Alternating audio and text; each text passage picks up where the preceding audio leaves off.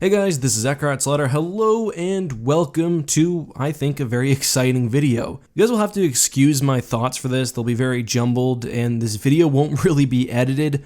And that's because I think everyone else was expecting Disney Plus to launch at, 7 a.m. Eastern Time, but after a Marathon Empire War stream, I checked Twitter and people were saying The Mandalorian was available now. So I watched it, and here we are at 5 in the morning. I just want to get my thoughts out because I'm excited and I want to talk about the show while it's still fresh. So again, excuse my rambling nature and the fact that this video won't really be edited. So first of all, I want to give my general impressions, the things I liked, the things I didn't like, and then at the end I'll probably go deeper into spoilers. So if you haven't watched the episode yet and you want to avoid being spoiled, keep an eye out on the screen. If the Mandalorian logo is present in the top right corner, that means that I'm talking about spoilers and you want to avoid it. So, what did I like about The Mandalorian? Basically everything, and if you guys know me, I'm pretty critical over the stuff I like. Halo 4 and Halo 5, I was openly critical of and still am. I'm very disappointed in them. Episode 8, I gave a very harsh review, but The Mandalorian was just really unexpectedly great for me. I was fairly open about the fact that while the show seemed good, the trailers didn't really hook me. They didn't present much of a plot, I guess, was the main issue. But the thing I really liked most about episode 1 of The Mandalorian was just the aesthetic. Everything from the creature designs to the planets to the droids, and the droids especially, I think. To me, I would have been very happy if the Star Wars sequel trilogy had adopted the look of The Mandalorian, because it's similar enough to the original trilogy to feel like it's the same universe, but still brings in new additions, like that speeder driven by a droid, and that's a minor spoiler.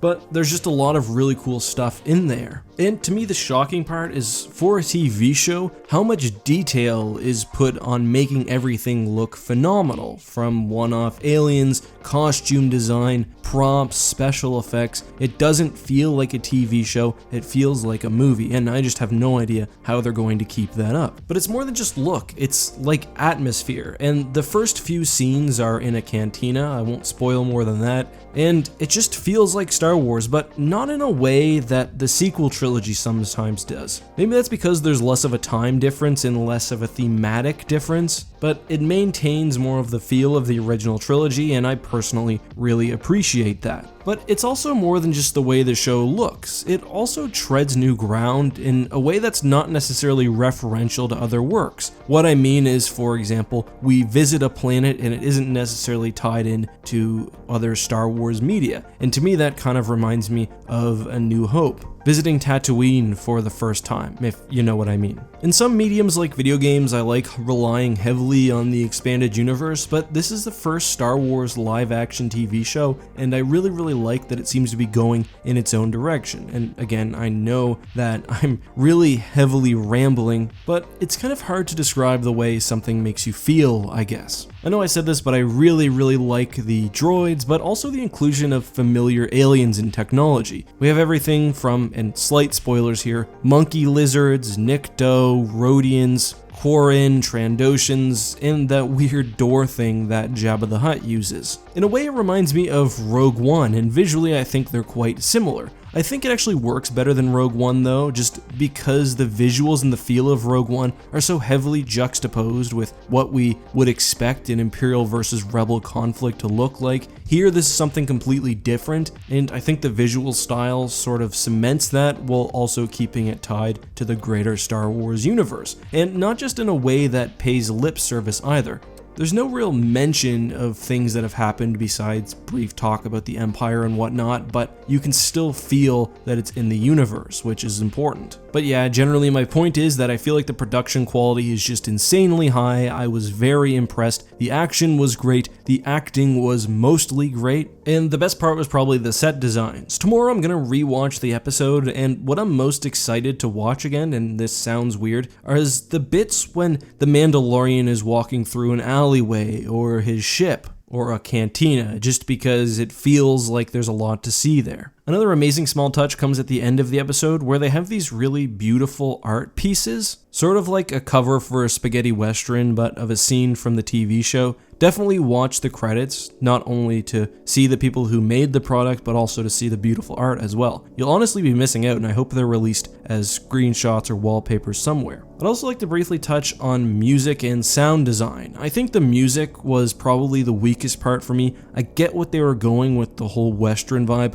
but I think there needs to be more of a soundtrack sometimes. I get letting the visuals stand on their own, and I want to be clear that I'm not asking for a Star Wars type music, although maybe there will be times when that's appropriate, but just something a little more. The sound design, however, I thought was great. There was one part where the sound effect sounded maybe a bit too stock, or it was clearly a Star Wars sound effect just thrown in. That was fine. Otherwise, the blasters and everything were all great. Again, the production quality was great. And some people I saw were complaining about length. I do think the episode went fairly quickly, despite a lot of it being sort of atmosphere setting, and that's fine. I personally think 45 minutes is probably right on the money, though hopefully some of the more action-packed or plot-heavy episodes do go a bit longer. Another complaint I saw a couple people on Reddit say in particular was that it didn't feel like there was a lot going on, and I also get that complaint, but I think the end of the episode especially sets up the plot moving forward quite well, and there is a lot of room for complexity. One thing I did notice is that besides for some stuff we saw of other characters, the majority of the sort of marketing material was really centered around this one episode, and I have no clue where the story is going to go,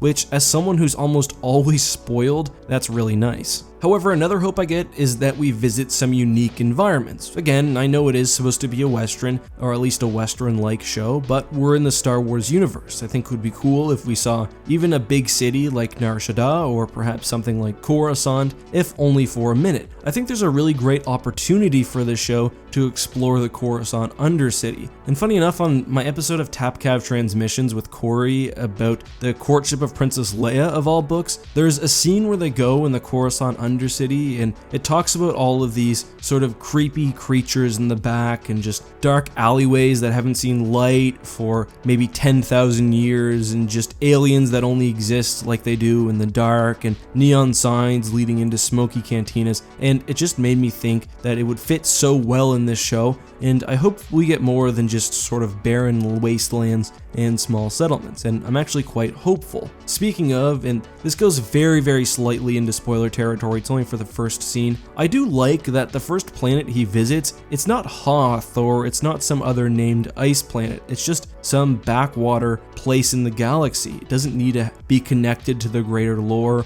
it's just some place where some dude was hiding. There should be thousands or tens of thousands of places like this in the Star Wars galaxy. But I think that's all I can talk about without warning about spoilers at the very least, so I'm going to put the spoiler tag on the screen now. However, I'll give some warning before there's any major spoilers that I think would significantly ruin the episode, or at least make it worse for someone who enjoys not being spoiled. So one thing off the bat that I really like, if we're going into more detail, is the two cantinas especially. They sort of reminded me, and this is a weird comparison, of going into the bars of Red Dead Redemption 2, because there's just such an atmosphere in there, and almost like a sense of outlawishness. I don't know if that's a word or not, but hopefully you get my intention and my meaning. I like the reference to Mon Calamari credits, or I forget exactly what they're called, and basically how they're more solvent, I guess, than Imperial credits. I thought it was a funny little joke and a nice reference to the state of the galaxy, which we actually get very few of throughout the episode. Again, I think that's fine and probably appropriate. On the second planet we visit, which I'm not sure is named, I also thought it was hilarious that there was caged monkey lizards being cooked, and I think that's like a subtle reference to Galaxy's Edge, because you can also see some of those there, but also kind of dark. I also just want to say how sort of insane it is actually watching a Star Wars live action TV show and hearing that show say the word Beskar, which is sort of like a Mandalorian alloy. I was never a huge Mandalorian fan, I was never really deep into the lore, but I thought that was a cool connection. I also thought that he did something very similar to Boba Fett in the expanded universe. When his first bounty is trying to escape, he says, "I can take you in warm, or I can take you in cold," when the bounty tries to reason with him. and basically pay off his bounty and escape. That's exactly how Boba Fett acts, especially in the Legacy of the Force series. Now, the fact that it's similar to the EU isn't important, but I just think it matches how you'd expect a very professional bounty hunter to act. On that note, I'm not a huge fan of the silent protagonist character, just generally the trope. It works in some mediums, like I think Halo, for example, where the character itself isn't as important. And I say that because I'm glad that the Mandalorian actually has more personality. I'm glad he talks on a semi-regular basis. He even has some sort of comedic scenes, and this is what I would consider to be a spoiler. So I'll give you just a second and 1 second more.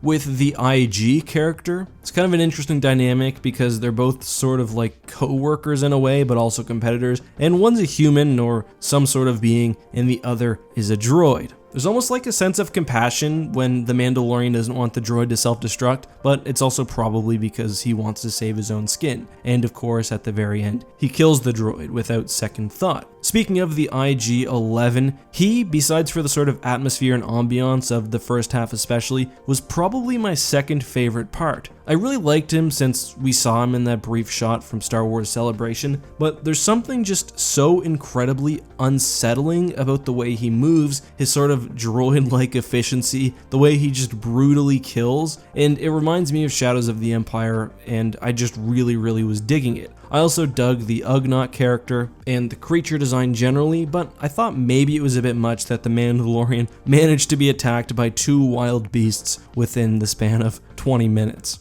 On a side note, and I'm recording this after I recorded most of the review, I also wasn't a huge fan of the first guy, the blue alien. I think he was a bit over the top, and I'm not sure how I felt about the Mandalorian smelting scene.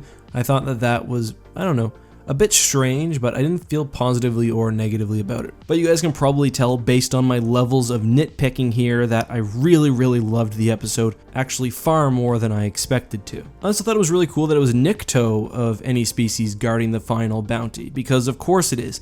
Definitely Dave Filoni's hand at work here. I'm sure Dave also had something to do with the amount of wipes throughout the episode, which of course I highly approved of. That brings us to the big thing that everyone will be talking about, the final reveal of the bounty at the end, and major spoilers if you haven't clicked off yet, but you want to go in unspoiled and again, click off now. The creature at the end is one of Yoda's species, and I figured this would be the case only because there were some rumors going around that the Mandalorian perhaps might run into someone like Yoda, and also that he would be hunting someone who was 50 years old, but not quite what people expected, and I thought it was a cool twist. I know that George Lucas has something against really diving deep into Yoda's species, so hopefully this series doesn't do so. Hopefully they consulted with him, and I think it's okay that there is another Yoda. I mean, there was Yaddle during the prequels, and now that I think about it, the ages almost line up with one of Yoda or Yaddle's offspring. I hope it's just another one of their species, and we never really learn much detail about it. I would assume the Empire is looking for it because they're worried that it's going to be force sensitive or something. I really don't know. On the other hand, it also seems like the Empire has a lot more to worry about than keeping control of the galaxy, which they've clearly lost by this point. I don't know, I know I'm kind of rambling, but I just really enjoyed the episode, and I'm curious to hear what you guys think. If I were asked to give it a rating, I don't think I could, but I would say that it meets and exceeds any expectation that I possibly had, which, well, is a good thing. I think it would have been really cool, actually, if this series had came out before the sequel trilogy, because I think it serves really well as a sort of indirect follow-up to the OT, which would have been interesting if we were a little less familiar with the sort of time period and the state of the universe. But that's kind of a strange complaint, and I don't know. I'm really curious to hear what you guys think. That's all I have for you guys today, though. I hope you enjoyed this. I hope you enjoy The Mandalorian. Drop a like if you appreciate these 6 a.m. videos, and make sure to subscribe for more. Probably a new Mandalorian video coming out tomorrow. We'll see. Until then, though, guys, have a great day, and may the Force be with you.